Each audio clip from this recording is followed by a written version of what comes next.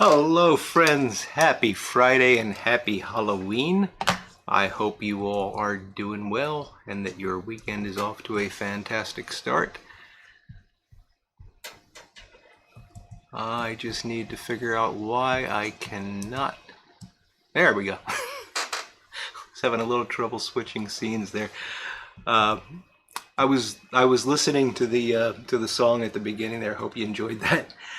I will surely get a copyright infringement for it, but I don't care. I just had to do it, and I had the volume up, and I had to turn the volume down, and you don't need to know the technical details. Hello, everybody! Happy Halloween! Great to see you all. Looks like we got a nice crowd assembled already, and I'm looking forward to having some fun. So who do we have assembled? I'm fairly certain that I saw Mr. Yul Brenner out there somewhere. Maybe I mistook someone else, but we got Tony 513. Hey Tony, how you doing? JMZ 56, Clarence Wood, Scott Terry, greeting from Maine. Lovely fall day. Wonderful, Scott. Good to see you tonight. Scott at the 16th day. Ben Greenman. Voodoo07, happy Halloween, my friend. Fireman Piper, Kilted Piper Steve and Miss Kathy. Paul the Piper, how you doing, Paul? Michael Muirhead, Corvette Jim, Ohio Piper, Taciturn Richard, George Tiedemann. Fantastic, wonderful turnout so far. We're having a big storm here. I don't know if it's going to be a problem or not. I lost power a couple times earlier in the day. Actually knocked me out of a work meeting, which so hopefully we won't have any issues, but if I disappear, talk amongst yourself. I'll try to get back. Bob Kraus, hello Bob. Timber Drifter, good to see you, buddy. Patches Cellar, Name That Pipe. Mark in Rhode Island, happy Halloween, Mark. Michael Case, I'm ready for a wild ride. I hope I can deliver, Michael. And Andrew Sirigliano, good to see you, Andrew. Couch, how you doing, Couch? Good to see you, buddy. Oh, Ben Greeneman, jumping right in there, Ben. Thank you so much, my friend. I really do appreciate that. Meerschaum Mountaineer, Kirk from Florida, Pensive Piper, Tim Fournier. Did you light that very special pipe, Tim? Very interesting. Glad you think of this as such a special occasion. Northwood 73, Aussie E Piper. Good day, Mick. Good to see you. Trying Haunted Bookshop, having a nice big bowl and a Blakemore pot. That's the way to do it. Ohio Piper, don't know if I caught you earlier, and BCV Piper, hello there. Drinking some, this is odd for me, Absolute Citron.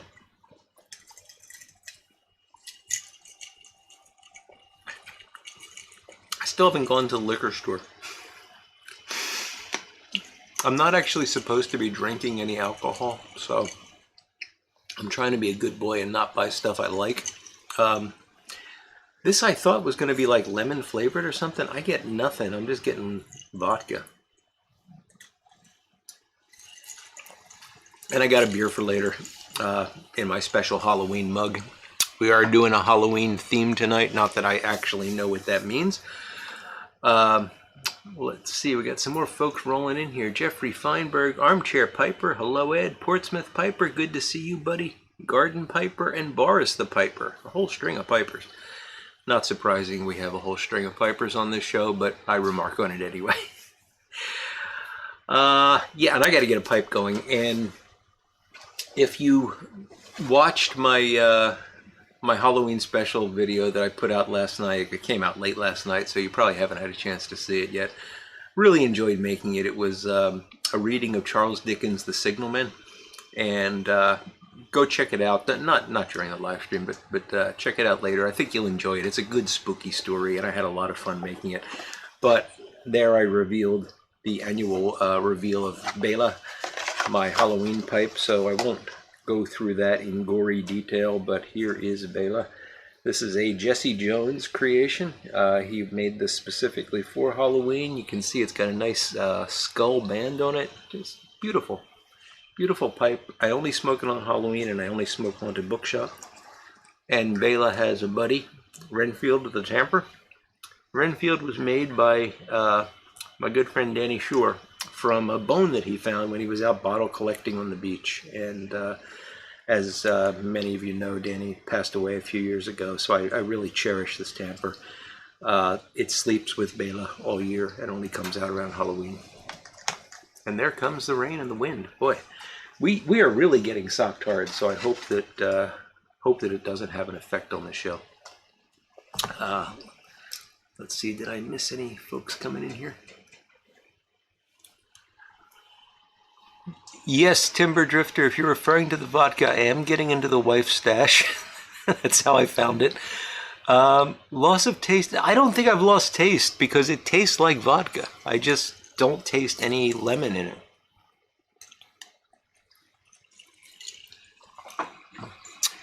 Oh, Voodoo, don't worry. I've got this on the docket for you, buddy. Thanks, guys. I appreciate the folks commenting on the pipe. I actually won this pipe. This was back when I was an active member on the Brother of Briar forum.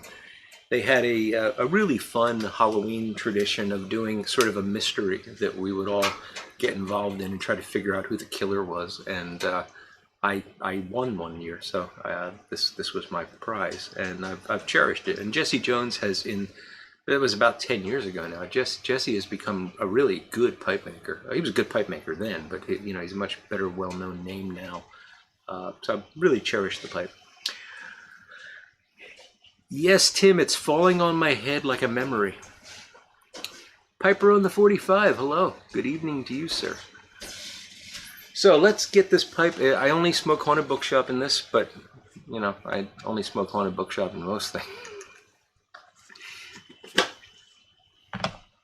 I've smoked Haunted Bookshop for many years, but I have to admit that it's been the past several where it's become sort of the dominant tobacco. So it did, when I first got this pipe and decided I would only smoke Haunted Bookshop in it, that actually meant something. Now, it would mean more if I said I'm never going to smoke Haunted Bookshop in a pipe. So we'll get this full, and I just had a terrible realization that I don't know if I've got a lighter. That would be bad. All right, let's just get this stuffed here.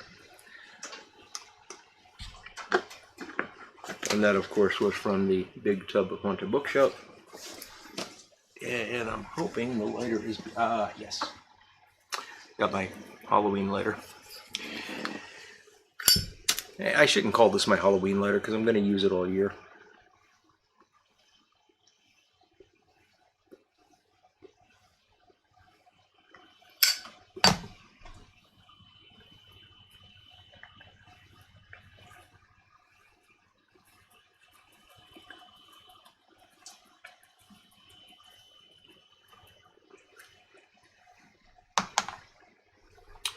Thank you, Fireman Piper. Yes, it is a very special tamper for sure.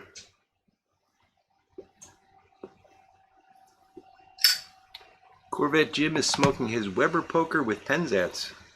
Good stuff, Jim. Doug Owen, howdy, Doug. How you doing? Oh, thank you, Doug. I'm glad you enjoyed the Signalman. I really enjoyed making that. For those of you that haven't seen it, I actually had to sit down here for like 2 hours in the dark to make the video. I don't know if it was worth it because I'm not afraid of the dark. It's not like I was getting creeped out, but I was worried about spiders. That's my greatest fear.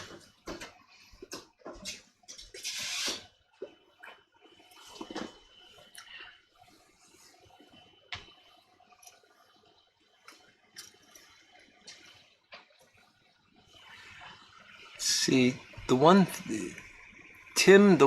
Fournier says, the one thing I'm thinking about smoking this 90-year-old pipe a long time ago when I was not so young, I think I'm missing the reference, Tim. Tim is smoking a, Tim, I'm blanking on what it is. It's a 90-year-old pipe. It's beautiful. He sent me some pictures of it. Tim, please comment there. Thank you, Doug. I wasn't aware of that, but if it reminded you of the red light, that's beautiful. Yeah, I really did enjoy doing that. Chip, don't know if I caught that. Good evening to you, sir. Thank you, Mark. That's spooky of you. Spiders are my friends. Yes, spiders are my friends, but not in the dark.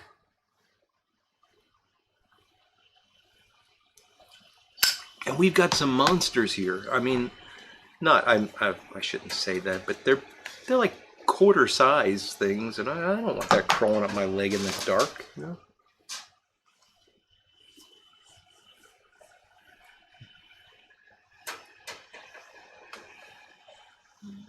Steve says, finally not raining for a while. Been busy in the shop fixing drawers onto the shelves in your new humidor. Nice. Hold cigars better than just trays. That's really nice, Steve. Hope to see that in a video. My, Miss Sassini, yes, Sassini 4-dot. So Tim's got a 90-year-old Sassini 4-dot. Happy Friday Eve and happy Halloween. Thank you, Weather Piper. Much appreciated.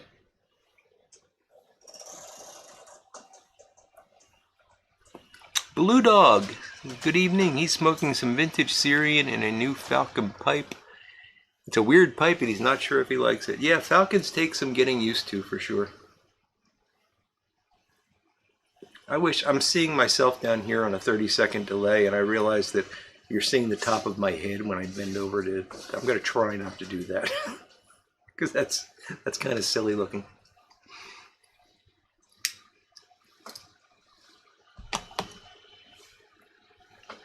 So, did everybody wear a costume?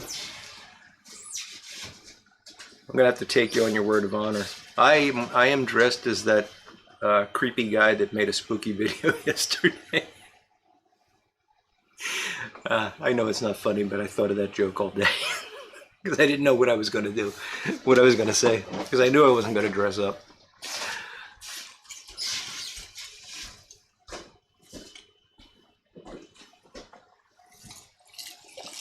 Patrick Grant, good evening to you. Too windy to smoke. Yeah, Patrick, you're probably getting some similar weather to what we've got here. No, Tim, you do not want to confuse Blue Dog with Black Dog. Scott at the 16th day is in all black. Very appropriate, Scott.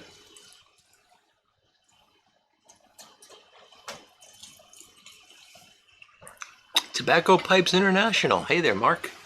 Good to see you. James Stumbo, hello. Thought about ordering one, but not spending $50. I missed that one. That's okay. You guys talk amongst yourself. I'll catch up when I can. Kilted Piper Steve's an Indian.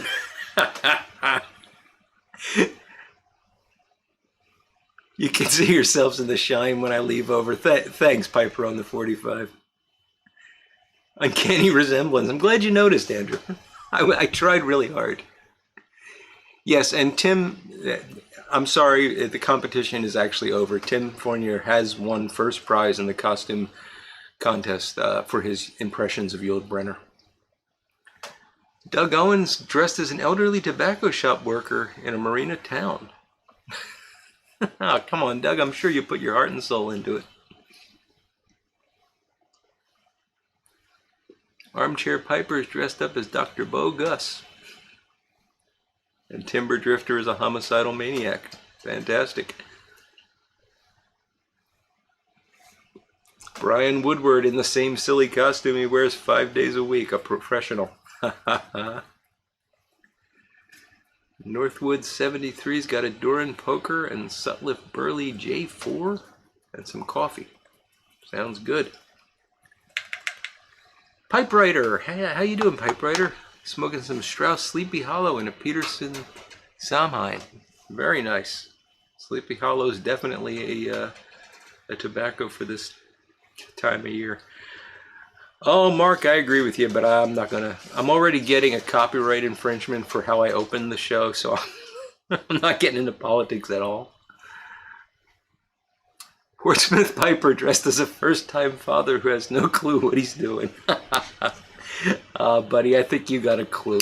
I think you got a clue. That little Miss Charlotte looks far too happy for you to not have a clue.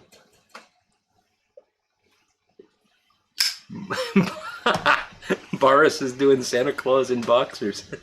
I thought it was getting too cold for that, Boris.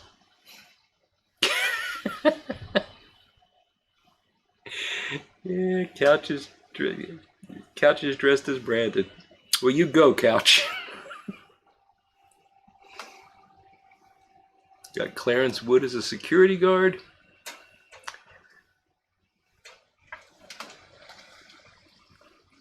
I didn't know that Timber Drifter had a hassle with Big Brother YouTube, but definitely good to see him here, and glad he got through that, Doug.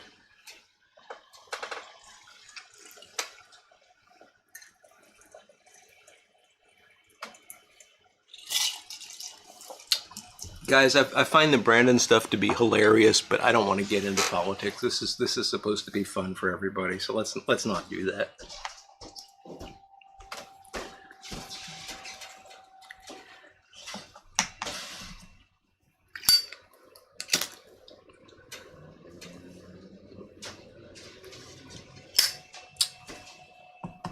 This pipe smokes so well. Yeah, most artisan pipes smoke. I'm sorry, I said I wouldn't say that anymore.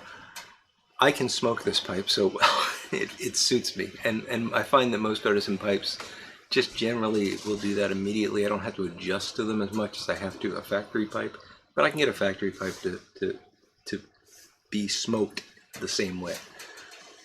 But this is one, it's interesting to me because I only smoke it a few days a year, and yet it always makes me happy. Michael Case, dressed as Commander McBragg, wearing a tweed suit with elbow patches and a Tattersall vest and regimental, smoking a jumbo full bent briar, and he's smoking Waterloo. Michael, you really went the extra mile with that one.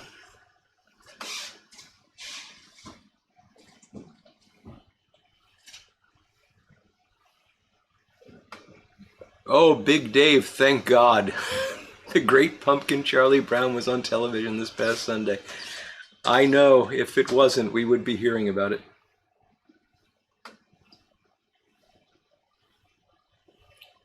No, name that pipe. This is just stained black. It's briar. It's not mortar. I do have a mortar pipe for later on tonight. So, I'm down to just ice here. Put that over there, and I do have a Yingling. Sorry, Voodoo, but and I'm going to drop my bottle opener.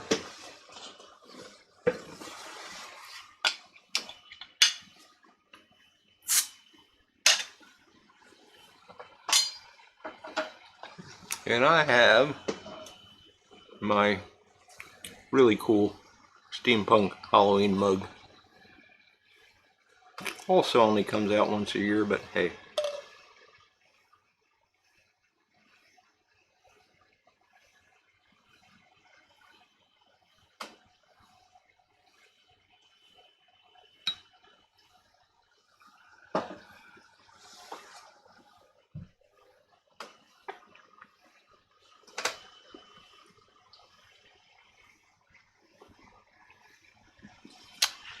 Eric Brown, good evening to you. You missed all the good stuff, but stick around. We might have some good stuff later.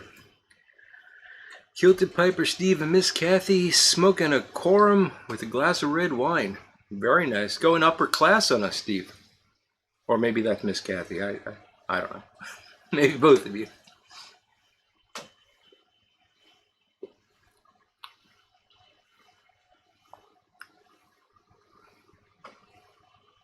That's right, Patrick. You can drop the opener. You don't want to drop the beer. J.R. Robinson having some Gawith and Hogarth Scotch Flake and a cob. Nice. Happy Halloween to you, sir. Oh, thanks, Ben. And Patrick and Tim. Yeah, I really love the mug. Michael Muirhead's doing shots of Jack Daniel's honey. Very tasty with a basket pipe. Nothing wrong with that.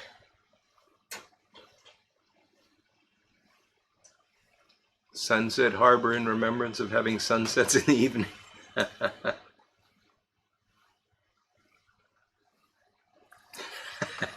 Michael. I'm sure it's not all that bad.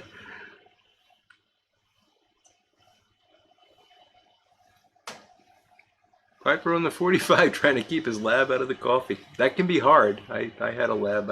They try to get into things.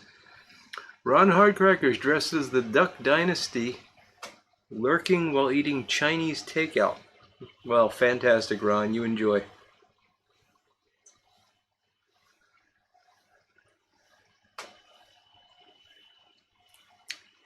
Tobacco Pipes International is having a JB Black Label and a light beer chaser with Parker Bulldog and some Durbar in it. I'm glad you're doing well, Mark. Good to see you, buddy.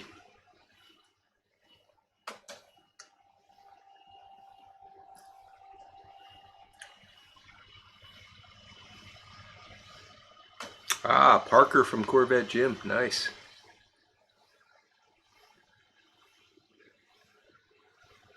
Those Parkers are nice pipes. I've cleaned a few of those up. Very nice.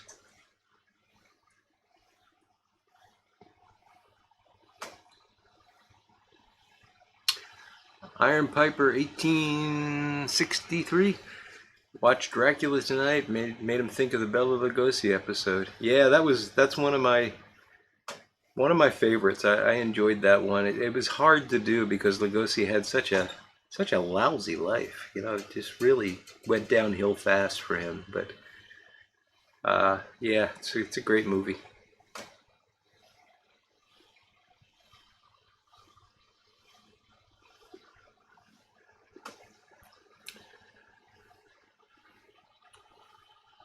Yes, Tim. They do indeed.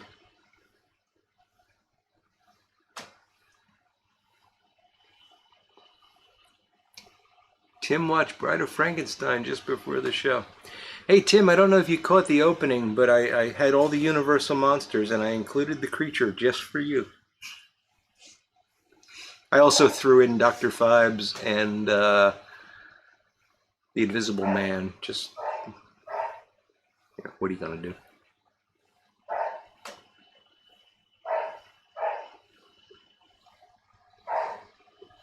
All right, Timber Drifter. You get that wood stove fired up and hope you make a tasty dinner there, buddy. So, we got the evening open. I said this was going to be a Halloween party, and I didn't actually know what that meant. I could tell some Halloween trick-or-treating stories or something like that. I mean, we could just free associate. I do have some Halloween trivia if you want to give that a go. We could try a few questions and just for fun. Give me a vote. Let me know what you think, and we'll see. We'll have a democratic process here to determine our next course of action.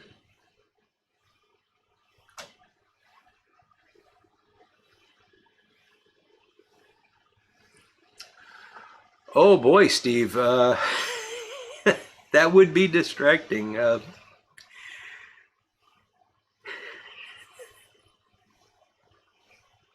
You're funny.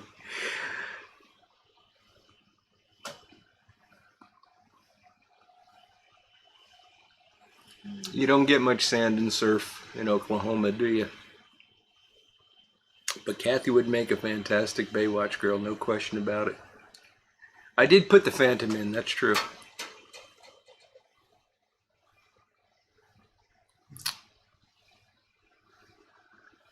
I could sing the Monster Mash, Mark, but I already had it in at the beginning, and, I don't want to take anything away from the original.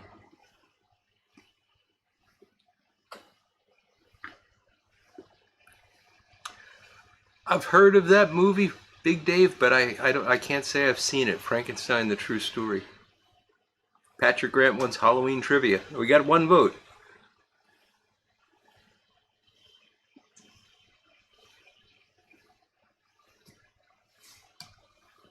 Yeah, that's what I thought as well, Doug, that Parker was independent of Dunhill.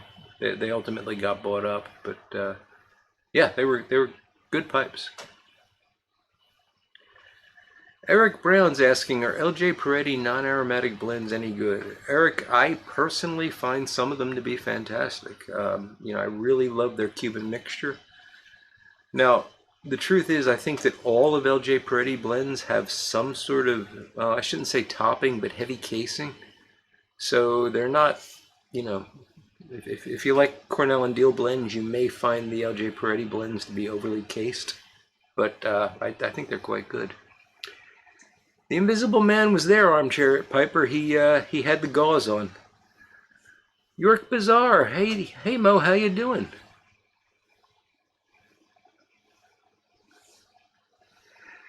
Yes, all the pipes do need racks, indeed. Tim has declared a Mike Tatership. I love it, Tim. The Invisible Man 33 was a great movie. Yeah, it sure was. Okay, Big Dave, I will take that suggestion. I'll see if I can hunt it down. Maybe sometime tomorrow. All Briared Up wants me to sing "Oh Quiet Night." John, I'm not going to do that. You're a few months early, unless of course you're the Hallmark Channel. Then you're right on time. Oh, Tim, that was the one you were talking about. Okay. Yeah, trivias are always fun. I get you, Boris. I'm going to do some trivia questions. I am. Pondering with Pepe's Pipes. How you doing there, Pepe?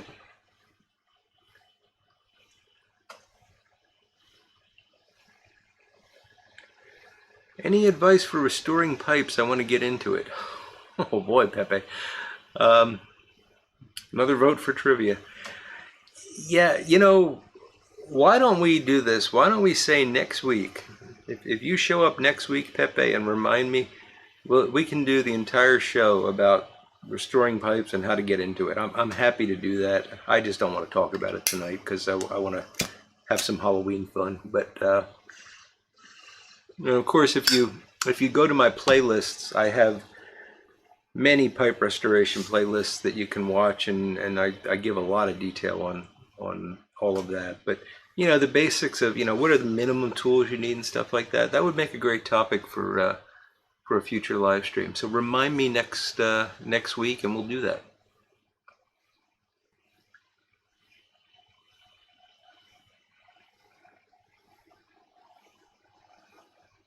Ain't it the truth, Mark? Our palates do change over time, and yeah, and it's easy to see that progression from the English to the crossovers and into the aromatics.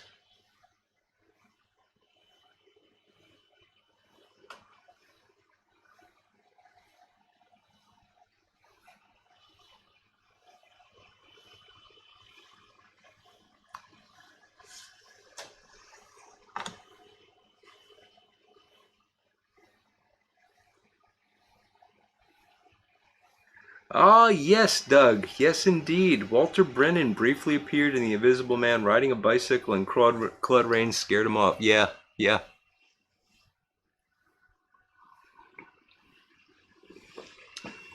Destroying pipes is too scary to talk about.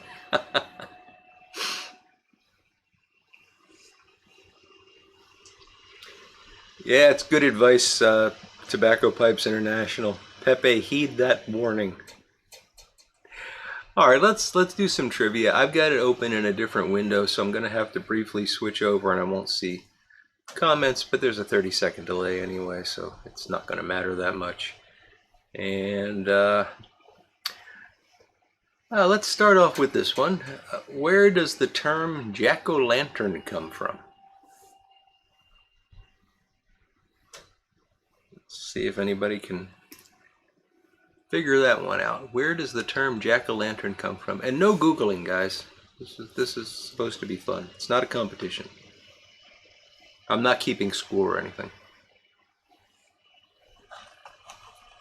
Night of the Living Bread. Okay, Carl, I will have to look for that. And hello, Carl Kessler. Good to see you. Night of the Living Bread.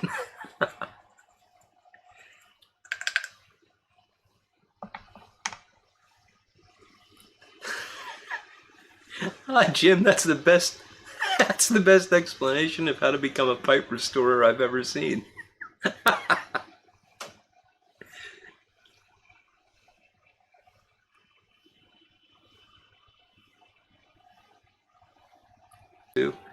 Jack the Ripper murdered a pumpkin? Could be, Lester. Could be. Good to see you, Redcoats Renaissance.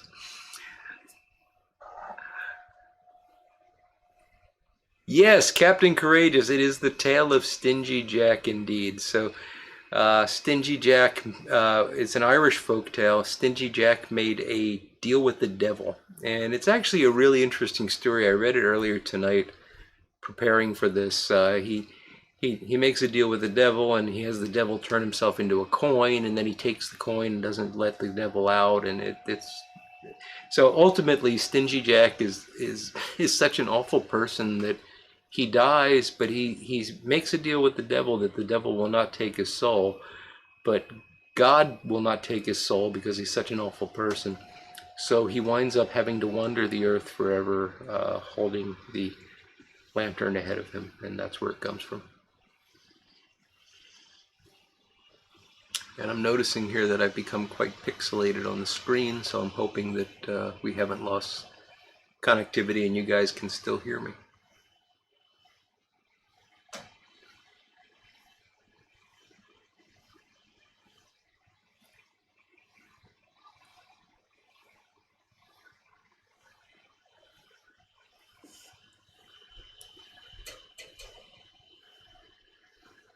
You know, Paul Rollo, I would take that as an alternate answer if not Stingy Jack, it had something to do with Michael Jackson lighting himself on fire. That is great. All right, let's try another question. I don't like these really specific ones that most people won't know, but hey, maybe actually some of you might know this.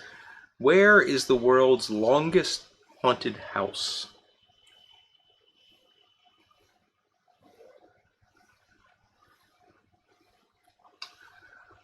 Tim, that's playing in my head now.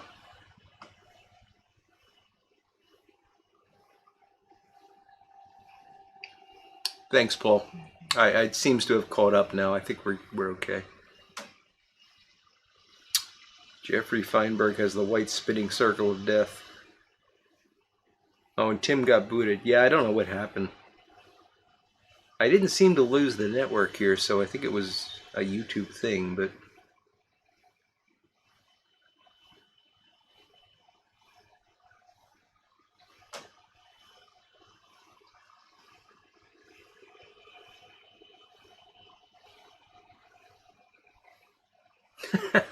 It's a good point, John. It does sound like a story to convince people to buy their friends beer and not be stingy.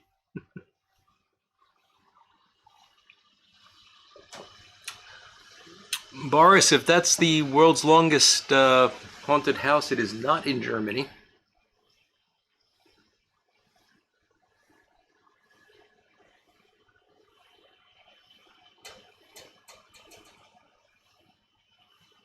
Yes, Tito can't play. That is true. The Irish did make them out of turnips. I think that's a future trivia question, but we'll just skip that one. Is it your ex-wife's house, Jim? Directly south of your chin. Okay, TPI. Well,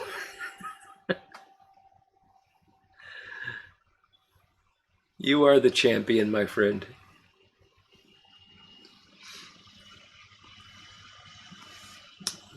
We're getting the Winchester House, the Collingswood Mansion. I didn't bother to look at the name of it. So the answer is, just let me check and make sure. So the answer to where is the world's longest house is, it is the Haunted Cave in Lewisburg, Ohio. It is 3,564 feet long and located 80 feet underground. Now that I'm reading the answer, I have to admit that's not entirely fair because it's a haunted cave, not a haunted house, and I didn't ask where is the world's longest haunted cave. It's just for fun. The Winchester house that Tito Can't Play mentioned is a really interesting story, and I don't have the information at my fingertips, but it's fascinating. It was built by the widow of the Winchester fortune from Winchester Rifles, and she was kind of, I guess this is post-Civil War, and she was kind of guilt-ridden over the number of people that were killed with the Winchester Rifles, and she kind of lost it, and she built this house where she was trying to hide from the ghosts that were chasing her. So there's all these crazy twists and turns and staircases that go nowhere, and really interesting. It's out in, it's near like Simi Valley, California, I think. I forget exactly where, but it's if you're ever out there, it's worth a stop. Doug Owen says, my favorite Twilight Zone is the one where the devil has been locked up in a mountain retreat monastery run by monks. Traveler stops in and Lucifer convinces him the monks are nuts and lets him out. That is a creepy one. I remember that. Michael Muirhead says that Plan 9 from Outer Space is a, and I'm quoting here, great Halloween movie. Michael, I can't agree with you on that. Plan 9 from Outer Space is not a great movie in any way, shape, or form. It's just not good. It's fun to watch with some friends, and especially if you're drinking. I get that. And if you want to have a Halloween party and theme it around Plan 9 from Outer Space, sure. But oh, it's not a good movie. Not far from you. Well, Jim, you should go and pay it a visit. Do a video.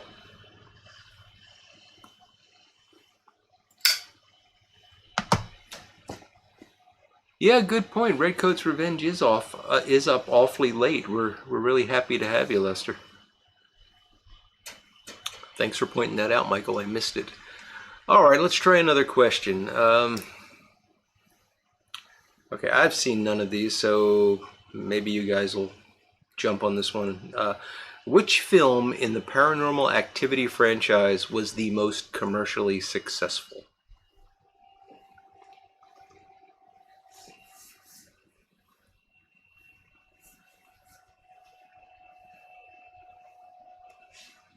Oh, can't sleep. Even the melatonin isn't doing it, huh?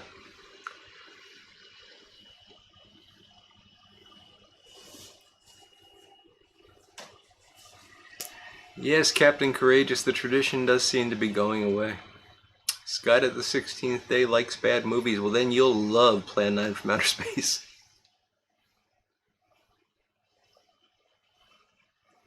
Yeah, Doug, that's the story that I heard. She kept adding on to avoid the ghost, but she didn't add on in any reasonable fashion. It was designed to confuse the ghosts. And if I remember it correctly, they don't know how many rooms are in it, because there are rooms where, there'll be doors that open up into other rooms, but they're not like at the ground level, and depending on how you divide them up, it may be one room, it may be two rooms. There's supposedly a true haunted house in Arkansas, complete with spirits hitting and scratching people that go in. Wow, Killjoy Piper Steve, I don't think I'd want to go in there. Tito Can't Play thinks it was the first Paranormal Activity movie. That would be incorrect, sir. Winchester House is in San Jose? Poor old Briardub has to smoke a pipe all night now for comfort. Michael Muirhead, wow, thank you so much, my friend. That is greatly appreciated, buddy. I'm embarrassed by that generosity. Thank you. It's very kind of you, sir.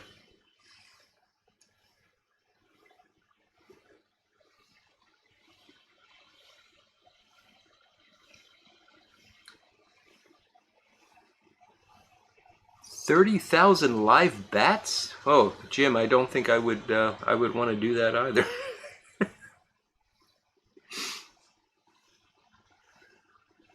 Bring the kids along. It's good, clean family fun. What do you got to lose? If you watch the 6 o'clock news, you'll love nature. Down in 3D. All right, Tim.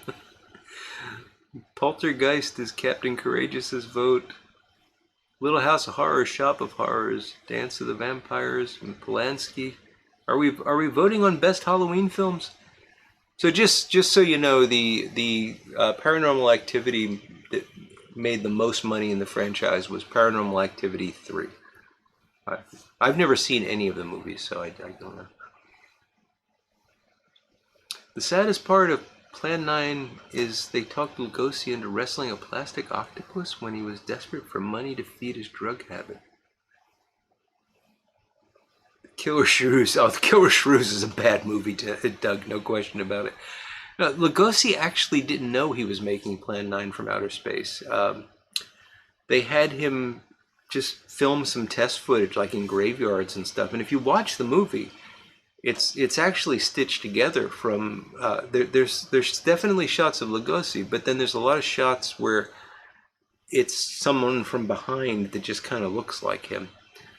He was not really in the movie. It was made after he died, and Ed Wood just used footage that he had from him that was test footage. But yeah, he was desperate for money, no question about it. It's a very sad time.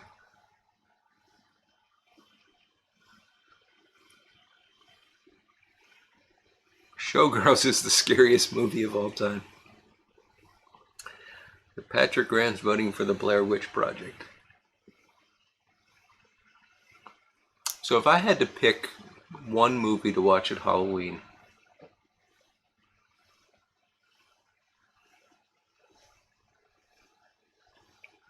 it would be either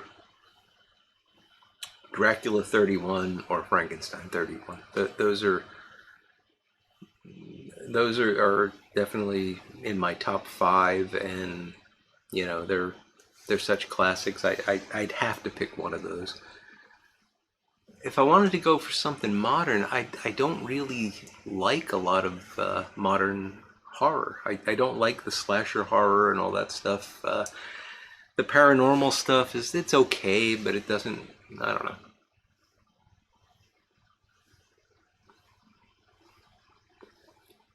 There's a really good movie, though, that I highly recommend. It's creepy. It's not really scary. Don't you love it when I start these conversations and I don't know the name of the movie and I have to try to remember it?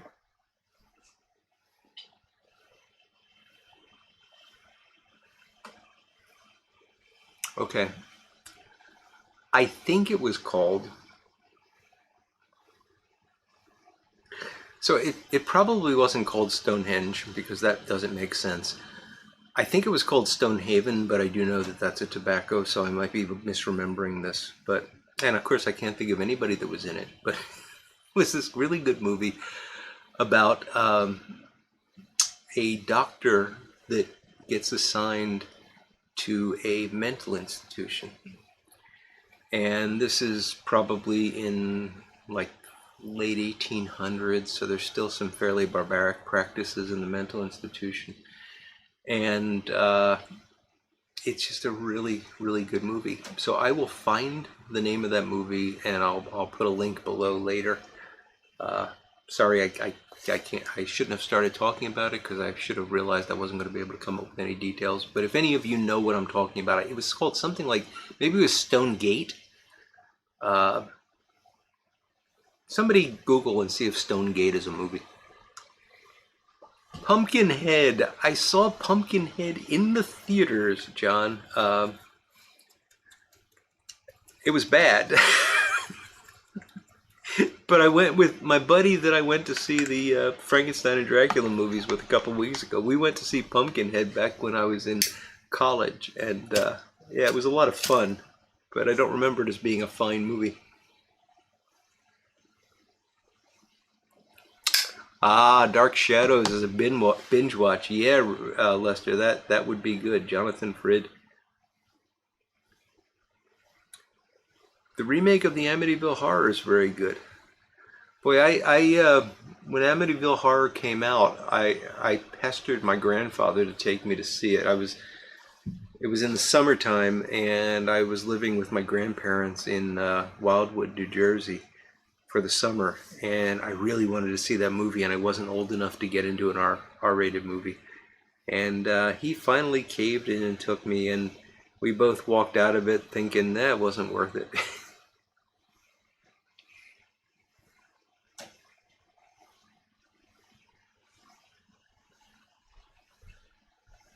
Scott at the 16th day thinks he knows the movie. Yeah. Oh, I'm sorry to hear that, Michael Case. Thank you for bringing it up. Mutton Chop's mother passed away on the 25th. So, yes, let's keep him and his family in prayers and good thoughts for sure. And while we're praying for folks, you can pray even on Halloween. I heard from our buddy Cliff Higgins tonight. He, and I think Kilted Piper Steve actually did a video on this as well earlier. Cliff has had some back surgery. He's been having some back problems. He's doing well. He's not here tonight because he just wasn't feeling up to it, but he said that he was able to walk to the mailbox by himself without any assistance today, which was a big deal for him. And just a matter of healing and recovery. He had to have a piece of a herniated disc removed to relieve some pressure.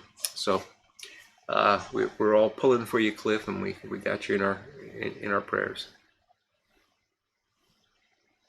Doug is saying The Curse of the Demon with Dana Andrews is one of the creepiest. I don't know that one, Doug.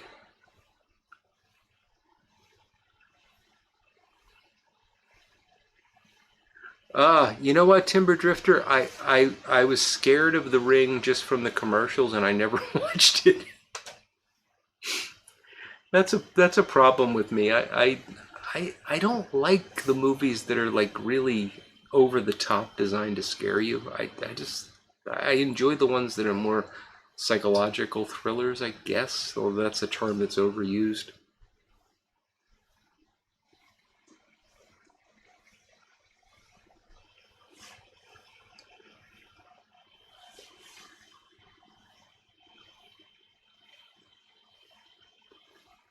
Stonehurst Asylum was the movie. Thank you, Corvette Jim. Yes, that makes sense. Stonehurst Asylum. Watch that movie if you can find it. It's got a twist ending. It's really good. Really an excellent movie.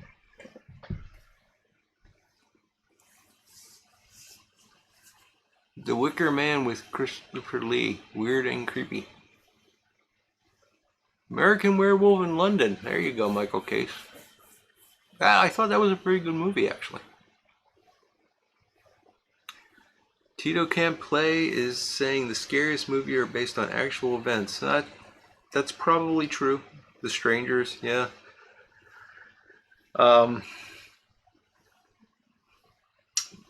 I personally would rather not see the ones that are based on actual events just because they're too real, But that's just me. I'm not trying to disparage them. It's just not my taste. So we are done with this pipe for now. And I am going to smoke. I was smoking this earlier, so I got to clean the ash out. But it has cooled off. This is my Rick Black Morta. And I'm going to put in this something a little different. I don't know if I talked about this or not. This is Winchester from Cornell and Deal. Really interesting tobacco. Ben, the Artful Codger, told me about it. And I'm surprised that I like this as much as I do. It's Red Virginia and Black Cavendish. And that's it. But the Cavendish is actually made from Green River Burley. So it has a real burley undertone to it, and it's just an enjoyable smoke. It's not heavy. It's not but it's not light. You know, it's there. It's a really good smoke. If I didn't have Pegasus in my life right now, this would probably be my my morning smoke. Really good stuff. Uh-oh, Piper on the 45 needs a lighter.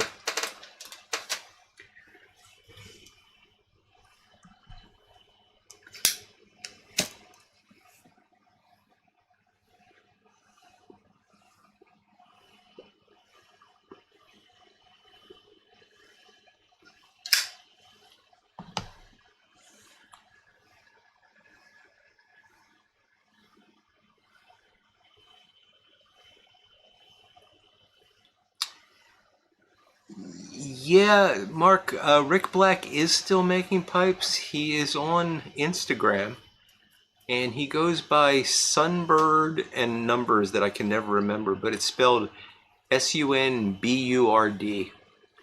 So if you search on Instagram for Sunbird spelled with URD, you'll probably find him. And he's still making pipes in this style. I don't think he's doing much in Morta. I haven't seen much in Morta lately. And he may have backed off a bit. His output may not have been what it was in previous years, but he is still active.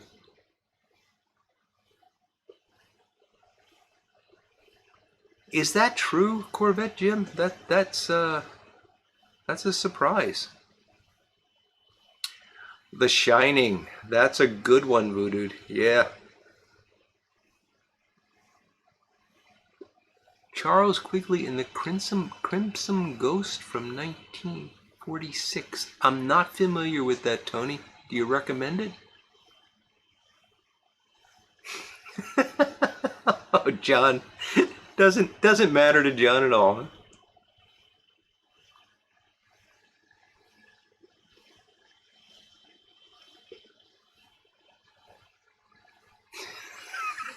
Clarence.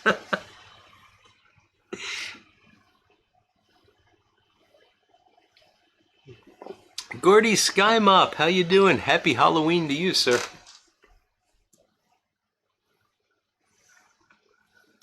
All right, how about another Halloween trivia question? Let's see.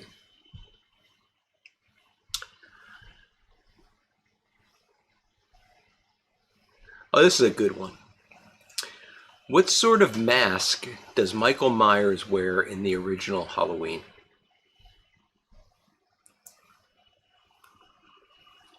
Sunbird 200. Thank you, RJ Lionheart.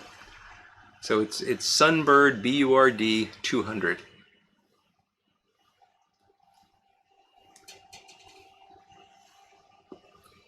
Yeah, Tim, I think the second time through The Shining gets funny, but when the first time you watch it, it's pretty creepy. Big Dave likes Phantasm. I have seen that one. Creepy. I knew someone who babysat for the family in Amityville. Really, Voodoo? That's kind of creepy. Babysat for the family in Amityville and lived down the street from the house. Wow. Tito Can't Play, Gordy Skymop, Portsmouth Piper, Boris the Piper, you're all correct. The mask that Michael Myers wore was indeed a William Shatner mask, or Captain Kirk mask. But the film was on a very low budget, and there's some funny things about that movie if you watch it carefully because of the budget. I'm trying to remember. There's something about like some of the outdoor scenes where it's supposed to be, you know, fall and there's like leaves on the ground. They actually bought one bag of leaves that they would spread around because it was being filmed in California, I think. But there's a couple of scenes where they're outdoors and it's clearly a fall scene, and yet you can see palm trees. Yeah, it was very, very low budget, but it was a William Shatner mask that they bought and spray painted white. It was the cheapest one they could find. I think it was $2.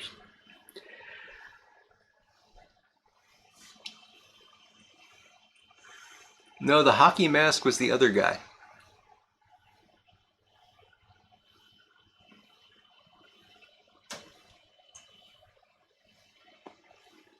Kirk with altered hair. They should have done Kirk's evil twin, Tim.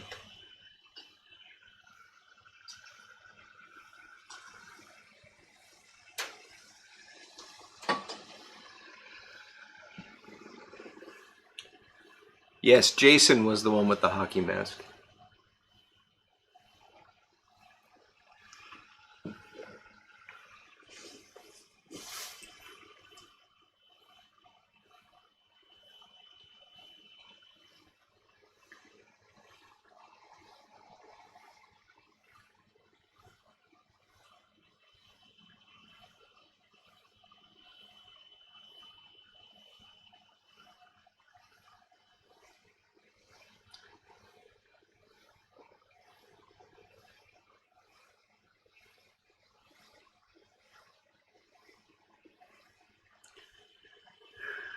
WKR Piper, how you doing, Odie? Based on a true story, is very funny. Take, for instance, Texas Chainsaw Massacre, Psycho, and Silence of the Lambs, all fake, based off the true story of Ed Gein.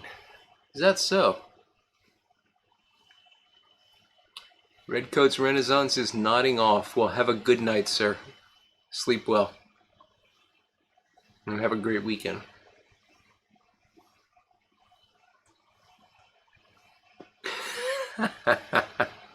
Lord Hogarth. Stephen King was my neighbor when I was a kid in Boulder. I just remember he wore sandals with socks. It doesn't surprise me. He seems like the kind of guy that would. The goatee spray painted white would have been hilarious, Tim.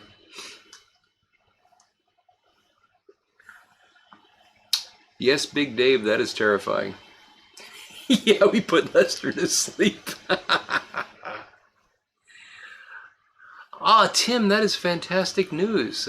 Tim's beagle, for guys that don't know, has been having issues with paralysis in her hindquarters, and it was due to some pressure on the spine, apparently, and they've been treating it, and she moved a leg yesterday, so that is fantastic news, Tim. The color remake of Night of the Living Dead was great, and the sequels were funny. Yeah. Actually, yeah, Night of the Living Dead was kind of scary.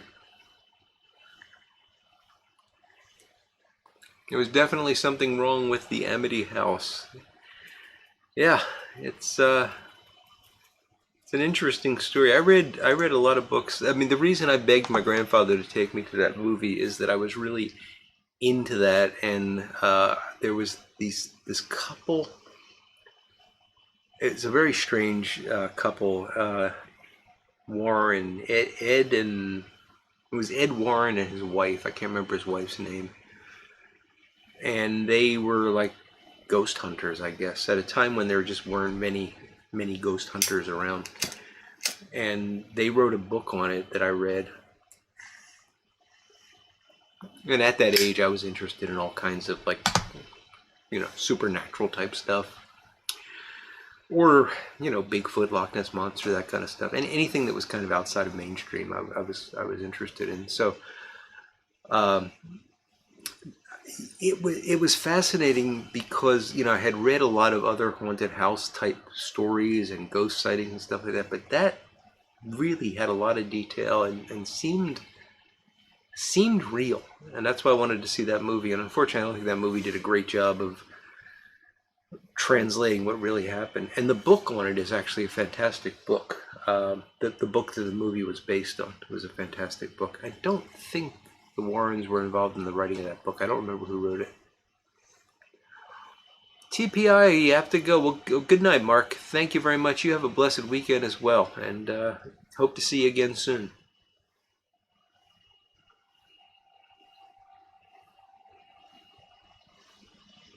Ah, yeah, the spoofs, the Abbott and Costello spoofs. Good stuff, Steve.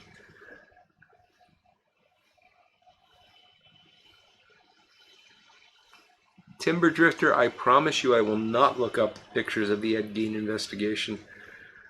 That kind of stuff it bothers me too much. Ed and Lorraine Warren, that was it, Tito Can't Play, thank you. Yes, it was Lorraine Warren. I don't know if they're still around or not. They're fairly old back then, so I'm guessing that they've moved on and know more about the afterlife now than they ever claimed to.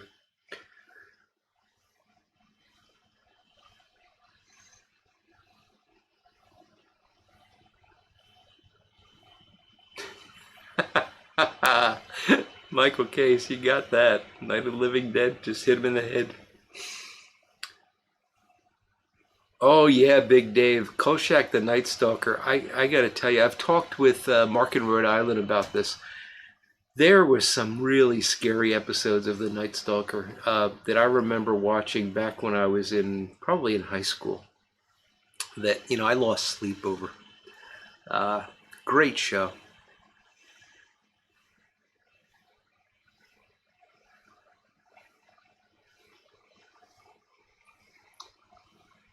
And Darren McGavin really shows the breadth of his acting ability in that show, because the only things I know him from are that show, The Night Stalker, and The Christmas Story. And boy, are those about as far apart as you can get.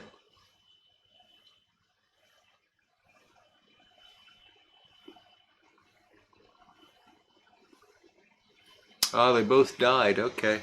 Left their museum to their relatives. And yeah, Timber Drifter, they had some intestinal fortitude, that's for sure. They walked into some situations that I would not have wanted to walk into. Not to be confused with Warren Moon. Nope. Beat me up, Scotty. All right, how about another trivia question?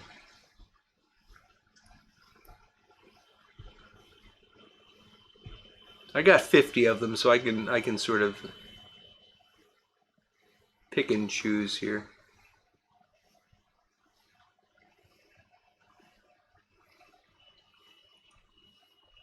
Here's a fun one. What was candy corn originally called? Bona Piper, hey Christian, glad you could make it, buddy.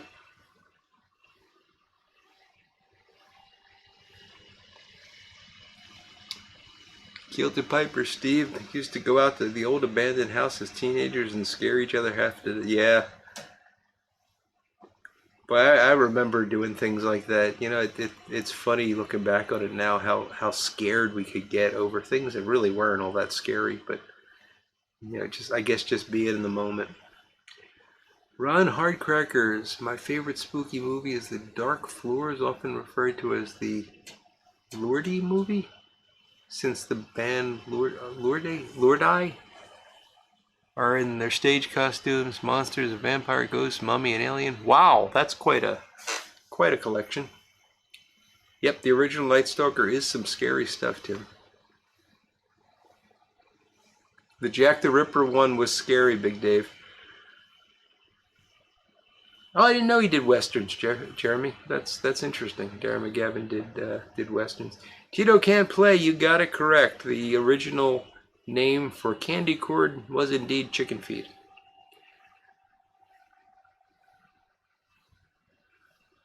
All right, All Briared Up is planning a Google Meet at 9 a.m. Eastern tomorrow, so he's going to head out. Have a great night, John, and a good weekend.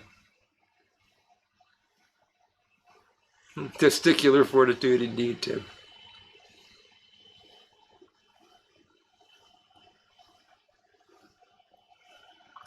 Yeah, Clarence, candy corn has got to be one of the most disgusting candies ever created. It's just basically pure sugar.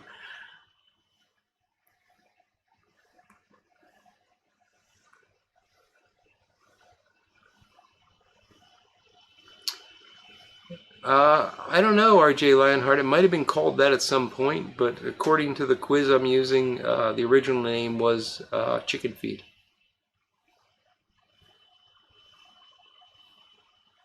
Might have been called witch's teeth, but I don't know.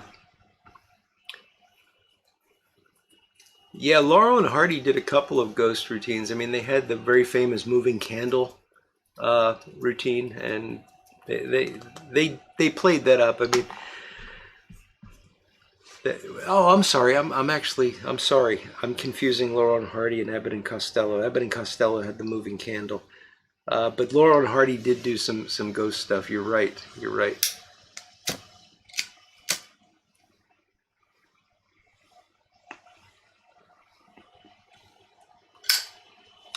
Michael Case says that part of Abbott and Costello Meet Frankenstein was filmed in the basement of a monastery that he once lived in. Very interesting, Michael.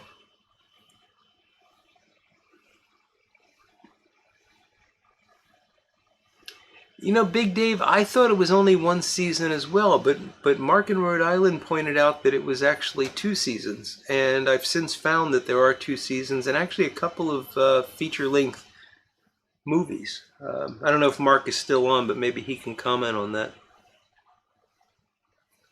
Tim's still pulling on the Sassini, still smoking for you, Tim. How is it smoking? Is it smoking like a 90-year-old pipe should? Candy corn, half sugar, half candle wax. Indeed, Doug. Exquisite.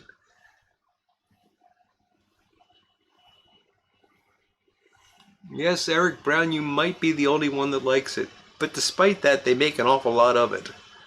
There was another question. They make a ridiculous, I think it's 35 million pounds a year.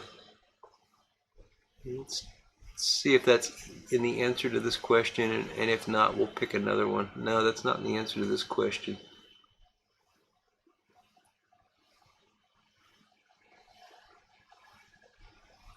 Okay, here's the one that I think a lot of you will get. What famous magician died on Halloween?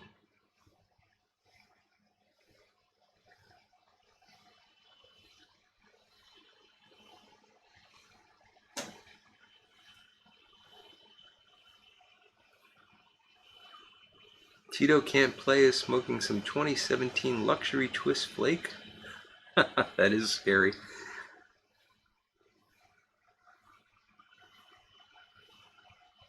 Okay, we got Paul Rulo is also coming out as a candy corn aficionado in small amounts. All right, thanks, Doug. So Night Stalker had 2 seasons and 2 movies. I also thought it was a single season, so I was surprised by that. And the great thing is that means there are there are ones that I haven't seen. Ah, there's Mark in Rhode Island. Jeffrey Bumbalo, Houdini is correct, and Christian comes in a close second with Houdini. Yes, Houdini did indeed die on Halloween. Quite interesting. And now we got several other folks rolling in with the correct answer. Lordy is a 7-8 foot tall winged Mongolian Klingon looking demon guy who is the lead singer. They only look scary and evil, but are more like the Munsters or the Addams Family.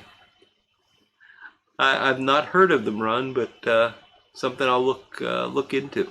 Mr. Lordy.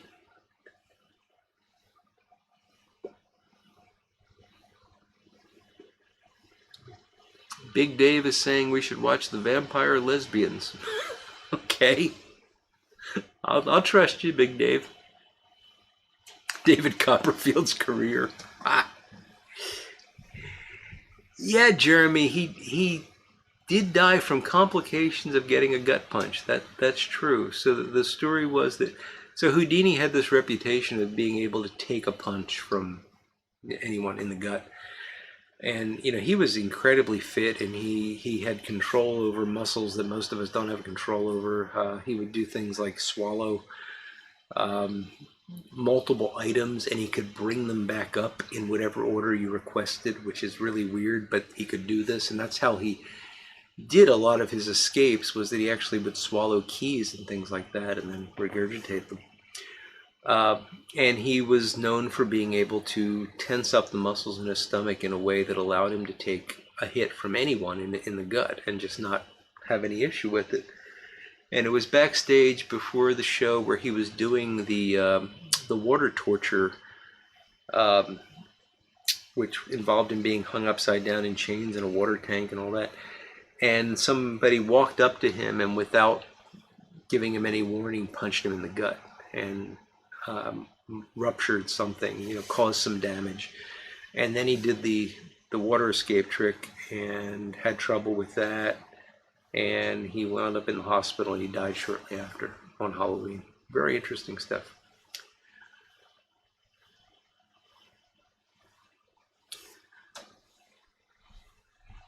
Taciturn Richard, has anyone seen Terror at London Bridge? Really bad, starring David Hasselhoff. I have seen that. Yes, it was formed in Arizona. Now, is Lake? So there's a place in the U.S. where there is a copy of London Bridge. Is it there in Lake Havasu? Is that right? Because I did see that movie. Very very bad movie.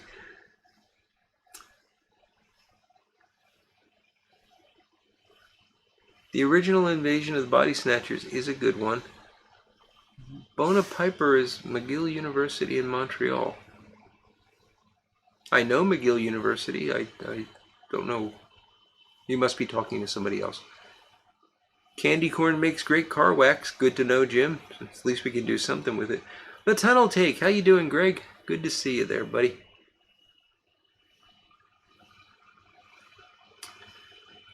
Them, the movie about giant ants. Good one, Big Dave. Voodoo says most of the candy corn gets recycled into Hallmark candles.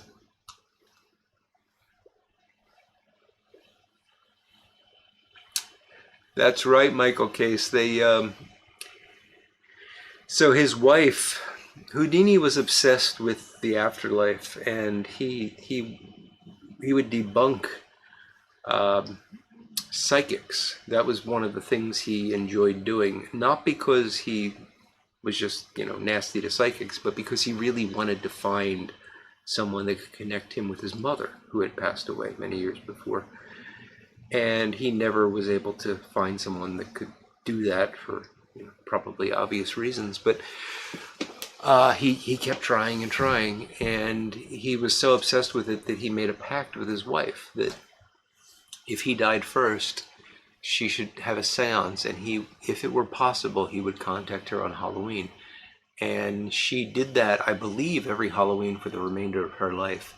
And it never worked. So.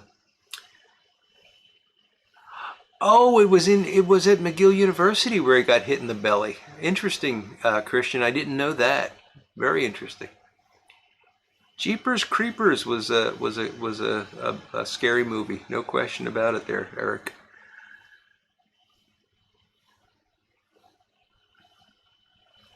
Yeah, Hound of the Baskervilles is fantastic, Timber Drifter, and Jeremy Brett did a great version of it, no question. London Bridge was shipped to the USA brick by brick from London. I don't quite believe that, Paul. I thought it was just a replica. It's the actual London Bridge moved here by the developer of this. Okay, yeah. Well, okay, I stand corrected, Paul, and Taciturn Richard has provided the correction. The original London Bridge is in Lake Havasu, Arizona, moved from England stone by stone. Wow. I thought it was a replica. I did not realize it was actually the original bridge. But anyway, I did see that movie, and it wasn't a very good movie. Time After Time is a good flick and a song, and they're not related. Time After Time is a good. That was Timothy Dalton was in that, or was it Roger Moore? I don't know. There was some connection to Bond in that movie, but yeah, that's a good movie.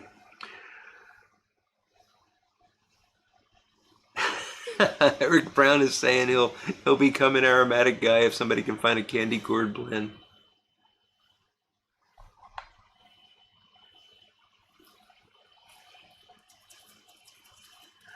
Oh, that's interesting, Doug. So the guy that bought London Bridge actually thought he was buying the Tower Bridge.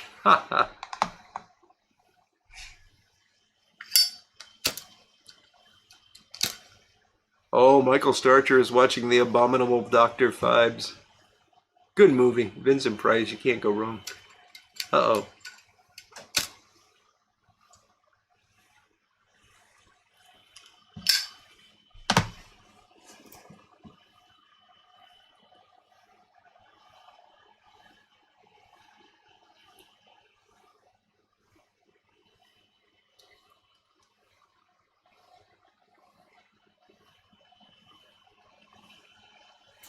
Very interesting, Ron Hardcrackers. I've never heard of Lordi, but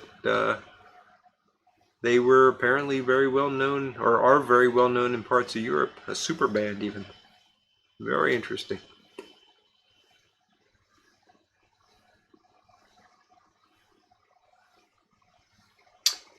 CBS Radio Mystery Theater with E.G. Marshall. Yeah, some scary stuff there for sure, Big Dave.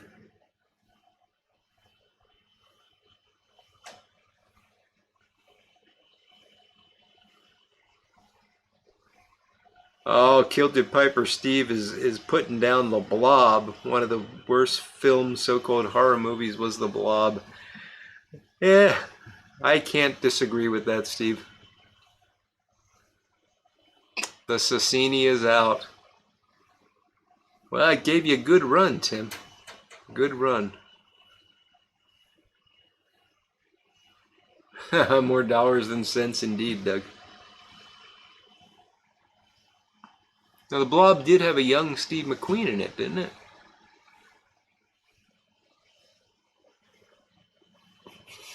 Ha ha ha! Tim Fournier says that Kiss meets the Phantom of the Park as the Citizen Kane of our time. There you go. The Blob was filmed, at least part of it was filmed in Phoenixville, Pennsylvania.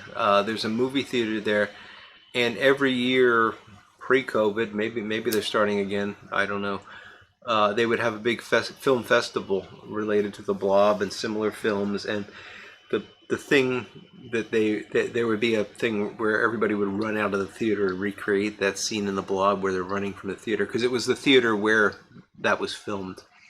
And if you watch that scene in The Blob, it's really funny because the people running from the theater are supposed to be running in absolute terror because the Blob is in the theater. And if you watch carefully, they are all laughing. They're having a good time, and the director didn't care. Oh, they still have the seance at the Houdini Museum in Appleton, Wisconsin every year. And I guess he still hasn't shown up, huh, Voodoo? Time After Time was Malcolm McDowell. What am I thinking of? Why am I thinking there was some connection to Bond in that?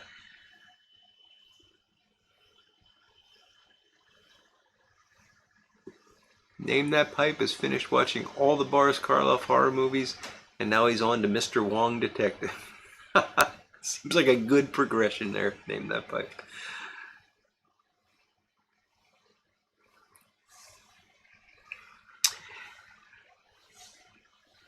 Them and the Wasp Lady. So if you get Svengoolie in your area, tomorrow night's Svengoolie is Frankenstein meets the Space Monster, which is sure to be a bad movie. Just based on the commercials. I haven't seen this one before. It's rare that Svengoolie has a movie on that I haven't seen, but I have not seen this one, and it looks like it's going to be really bad. Christian says one of the worst horror movies I saw was The Mummies of Guanajuato, in which a Mexican masked wrestler named Blue Demon fights mummies. Ha ha! That does sound hilarious, Christian.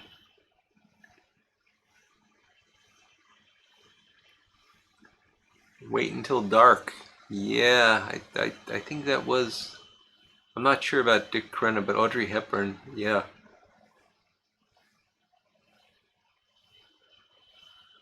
Me too, Jeremy. I love Svengoolie. It's my Saturday night routine. And I started watching it when it was on at 10 o'clock, and I really got upset when they moved it to 8 o'clock. I just think 8 o'clock is too early for horror movies, so I record it and watch it at 10 o'clock.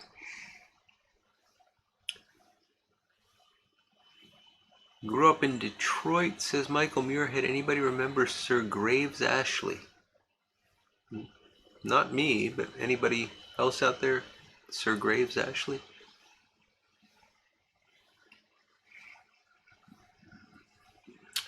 Yeah, Jeremy, it's funny. There's a level of bad that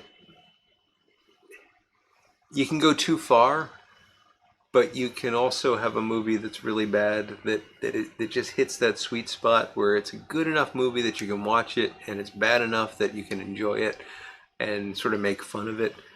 But some of them just go too far into the bad zone. Attack of the Giant Leeches.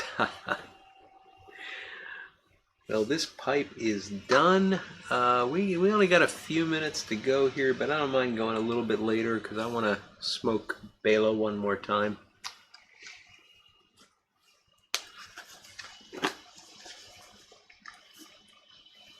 Oh, it comes on at 7 there. Yeah, that's too early, Jeremy. I think that's too early. I don't know. I grew up watching those movies late at night. You know, they were never on. Well, that's not true. There was in Philadelphia. There was Dr. Shock who was on Saturday afternoons. So I did see a lot of them then, but most of them were late night movies. You know, usually on Friday or Saturday night, and sometimes quite late. So to me, watching something like Frankenstein at 7, 8 o'clock in the evening, it just doesn't work for me. It's got to be later than that. And I'm old now, so I'm not going to do it at 1 o'clock in the morning. But 10 o'clock is pretty reasonable. And sometimes I get to the end of the movie without falling asleep. The Mummies of Madison County? Don't know that one, Michael. Attack of the Killer Bees. Fun album to listen to. Swamp Thing. There you go. 7 Mummies for 7 Brides of Frankenstein.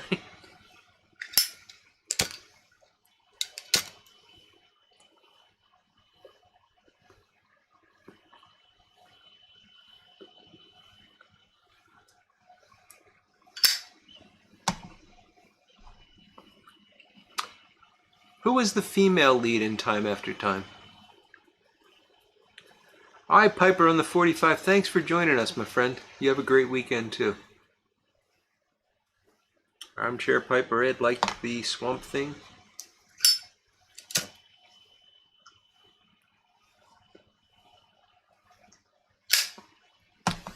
Killer Shrews, yes. German Shepherds with rugs on their back. Indeed, Doug.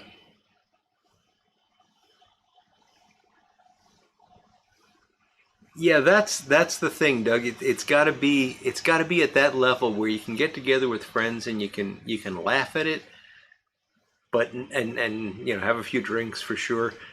But it can't be so bad that you can't maintain interest in it, and that's a sweet spot. And a lot of movies don't hit that. But Killer Shrews is one of them. Creature double feature on Sunday afternoons. Yeah, Tim, that's the kind of show I'm talking about. That was good stuff back then. All right, Jim. Corvette Jim, have a great weekend, buddy. Thanks for joining us tonight. Was Mary Steenburgen? Okay, that still doesn't help me understand why I'm thinking there was a Bond connection. Oh well. The Boar? 2017 Australian horror film with a young family that find themselves in the Australian countryside being hunted by a bloodthirsty wild boar. Good one, Christian. Billy the Kid versus Dracula. Yes, name that pipe. That was a tough one to watch, but I have seen that movie.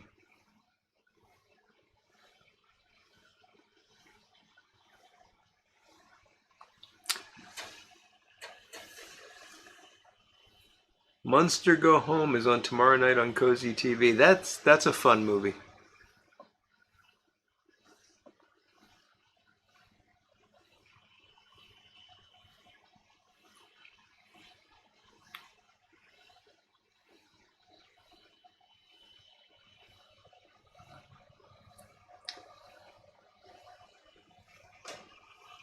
Fenrir, Attack of the Killer Tomatoes. Boy, that's a bad one.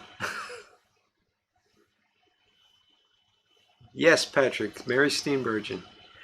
That was definitely the female lead. I must be thinking of a different movie because I was thinking it might have been Jane Seymour. So I don't know what I'm thinking of now. I'll have to check and get back to you. The Other Kid versus Dracula was one of those good bad movies. Yep, Jeremy, indeed. Roscoe and Festus from Gunsmoke. How'd they get in there, Gary? Oh, King, I got you, Gary. I got you. Thanksgiving? Oh, Portsmouth Piper. That I don't know that one, but that does sound quite horrible.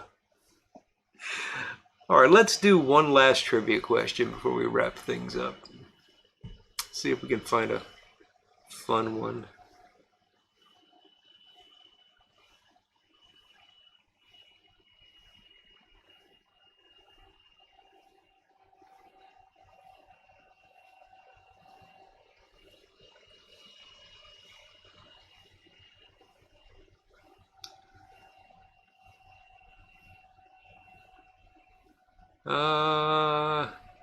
Okay.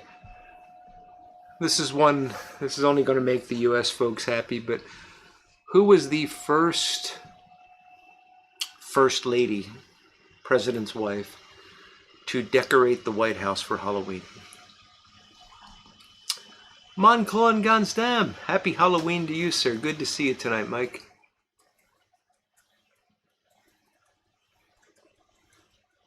Captain Kronos Vampire Slayer. Yes, Hammer. Indeed, Gary. Oh, Killer Clowns from Outer Space. I'm surprised that hasn't been mentioned yet, Mark. Good one.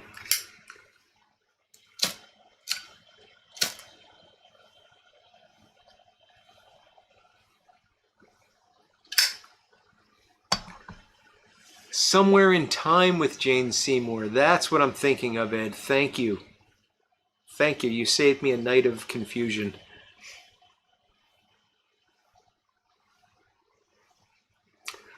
All right, Steve and Miss Kathy. Good night to you, you wild Indian and you Baywatch girl. You guys have a good night and a great weekend. Thanks for joining us tonight. Scott at the 16th day. Have a great weekend, buddy. Bona Piper, you are correct, sir. It was indeed Mamie Eisenhower that first decorated the White House for Halloween.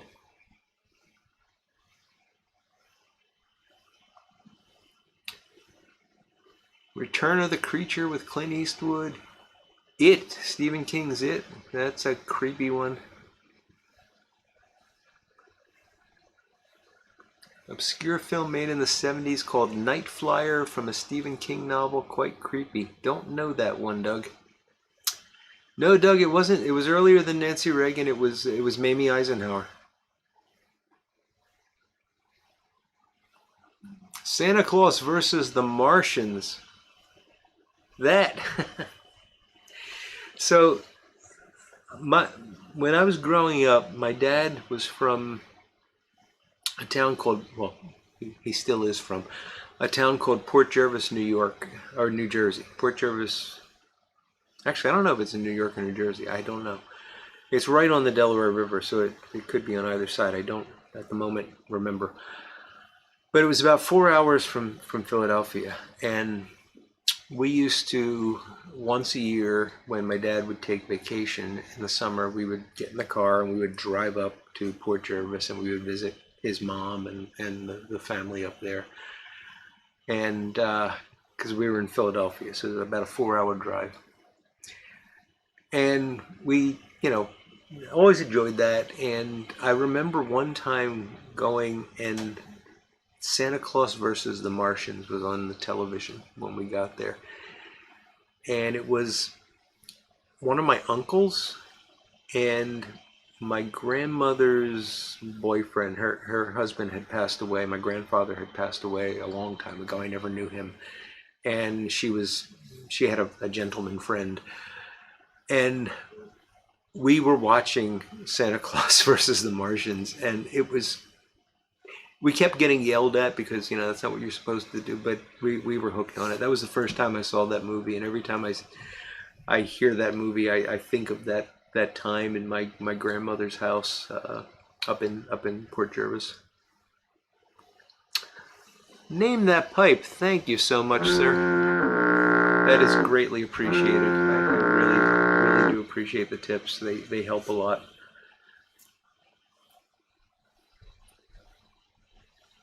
Somewhere in Time with Christopher Reeve. Yes, Big Dave, that's the movie I was thinking of, indeed. So it was Mamie Eisenhower that decorated the White House. JMZ56, thank you. You have a great weekend as well.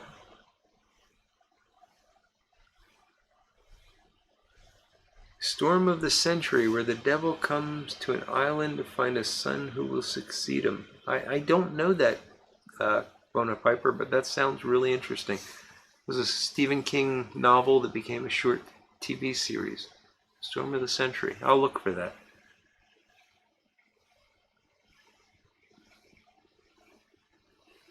Somewhere in Time was made in Michigan. Very interesting. Port Jervis is in New York State. Thank you, Patrick.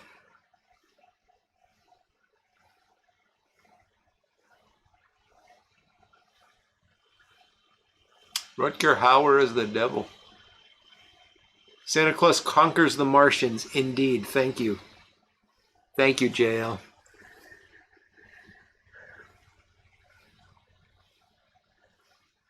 Oh, I bet the Mystery Science Theater version is hilarious. I have not seen that, but I'll have to look for that. Santa Claus Conquers the Martians. That is indeed the name of the movie.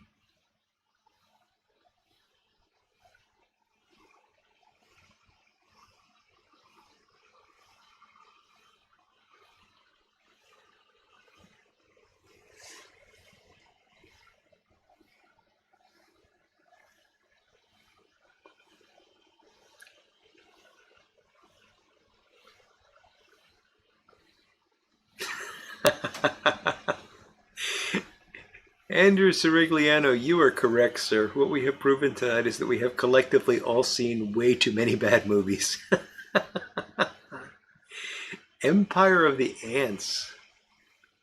I vaguely remember that. Oh, The Beast Must Die. Yes, yes.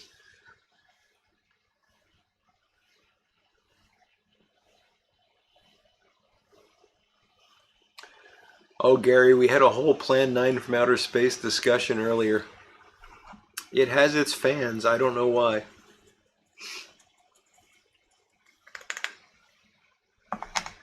I don't think I've liked anything Ed Wood did. I didn't even like the movie they made about Ed Wood. It was Johnny Depp, I think, was in that. I thought that was a bad movie, too.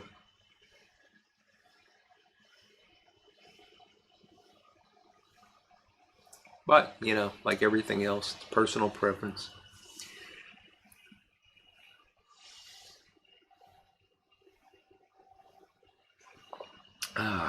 Getting close to the bottom here. I can't show you because he doesn't let you see.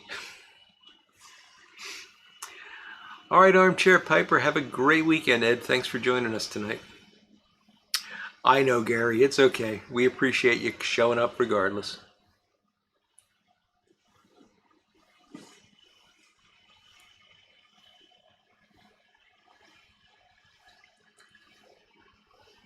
Condor Man with Michael Crawford and Oliver Reed? Oh, no. I don't know that one, Monclaude, but I'm going to look for that. That sounds like it would be quite a movie.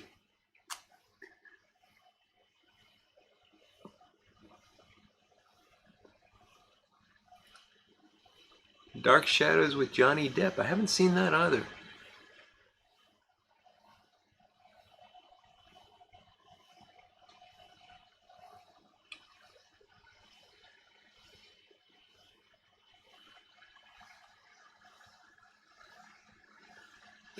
All right, Michael Case. Check under the bed well, and don't forget to look in the closet. Have a great weekend, Michael. Thanks for joining us. Name That Pipe. You have a great night, too. Happy Halloween. I am going to take one more swig here. And the mug is empty. See? I want to thank you all for joining. It had a badass Porsche chase scene. Well, that's reason enough to see it, Monclaude. I'm going to have to look that one up. Condor Man. thank you everyone for joining me tonight.